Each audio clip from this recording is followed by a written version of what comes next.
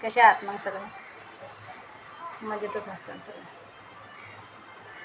विचारित असताना आज एवढे लवकर काय व्हिडिओ बनवला म्हणून विचार करत असताना तर आज लवकर व्हिडिओ बनवला म्हणून आज लवकर आले होते.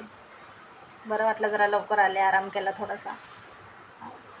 पोरं नाही तर कोणी घरात, रोशन पण नाही ना. अनुराग तर काय उशिरा येतो, उशिरा म्हणजे एकदम 11लाच येतो अनुराग. रोशन होता आतापर्यंत घरात.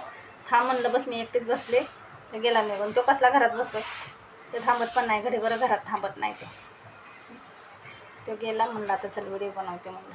असं पण एवढ्या लवकर जेवण बनवून पोरं खात पण नाहीत लवकर. तो 11 वाजता येतो. हा गेलाय मित्रांमध्ये फिरायला, हा कधी येतोय माहीत नाही आता. तर म्हणलं मी व्हिडिओ बनवते. तर एकटी घरात काही करमत नाही, पोरं नसल्यावर करमत नाही मला अजिबात.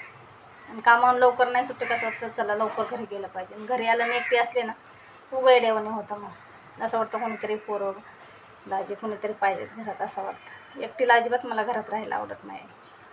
तर मित्रांनो, आज व्हिडिओ बनवायचा मुद्दा म्हणजे मी काही व्हिडिओ असे बनवले होते पहिले,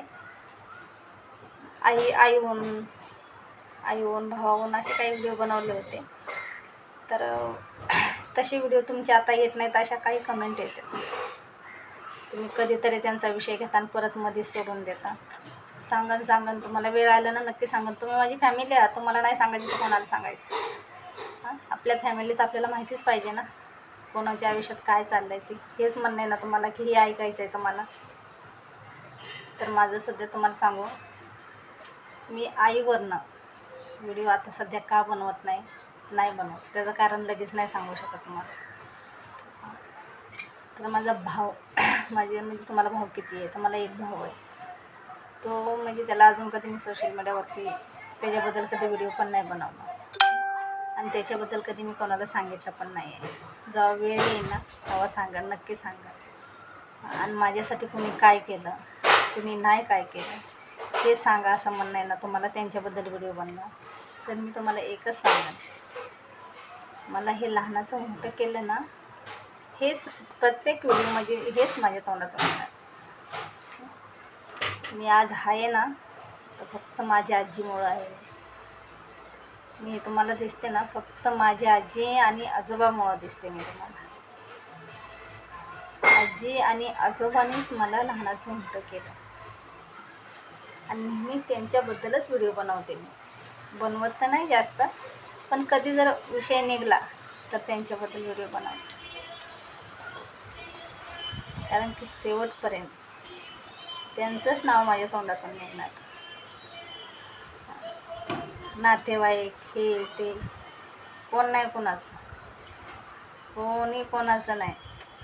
जगायचं स्वतःसाठी. काय होतं आहे, दुसऱ्यासाठी झिजायचं, दुसऱ्यांसाठी करायचं आणि आपण कधी मागं पडतो ना त्यांच्यामुळं ते आपल्याला माहीत पडत नाही. त्यासाठी स्वतःसाठी जगायचं, कोणाचा जास्त विचार का नाही करायचं. आणि कोणाबद्दल, आजी आजोबाबद्दल, घरातल्यांबद्दल, कोणाबद्दल काही सांगायचं म्हणलं ते भांडणाचं मूळ होतं बिनकामाने. म्हणून मी घरातल्या फॅमिलीबद्दल कोणी माझ्यासाठी काय केलं, मी कोणासाठी काय केलं, हे असे विषय काढू वाटत नाहीत. ते भांडण लागण्यापेक्षा जे आपले साधे व्हिडिओ आहेत, सरळ व्हिडिओ आहेत, तेच चांगले आहेत ना. आणि मेन गोष्ट, घरातल्या गोष्टी बाहेर सांगणं हे माझ्या नवऱ्याला पण जास्त आवडत नाही. तेवढंच जिथले तिथे कधी भांडण झालं, कधी कोणत्या विषयावर कटकटी झाल्या घरात, ते पण विषय मी तुम्हाला सांगत नाही कधी. पण तुमचं एक म्हणणं आहे की तुम्ही जे पहिलं सांगायचा तो विषय मध्ये स्टॉप केला. तुम्ही आजीबद्दल आजोबाबद्दल विषय काढलेला मध्ये स्टॉप केला आणि तुमच्या भावाबद्दल बहिणीबद्दल असे विषय काढले होते तुम्ही, पण मध्येच का स्टॉप केले? ते का सांगितलं नाही त्याच्याबद्दल?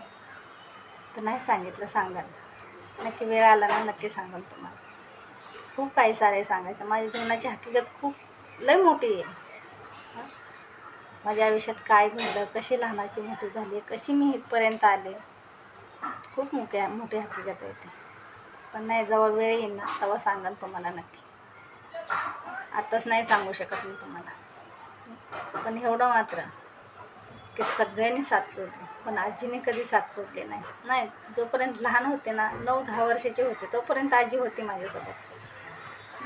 तिथनं पुढं कोणी सहारा नाही दिला, कोणी म्हणजे कोणीच. मी आणि माझा भाऊ दोघांनी एके ताटात भीक मागितलं. तो मला आणि मी त्याला होते. आणि आजी आजोबा तेच आईवडील होते. मग मी नाव कोणाचं घेणार? आजी आजोबाचंच घेणार ना.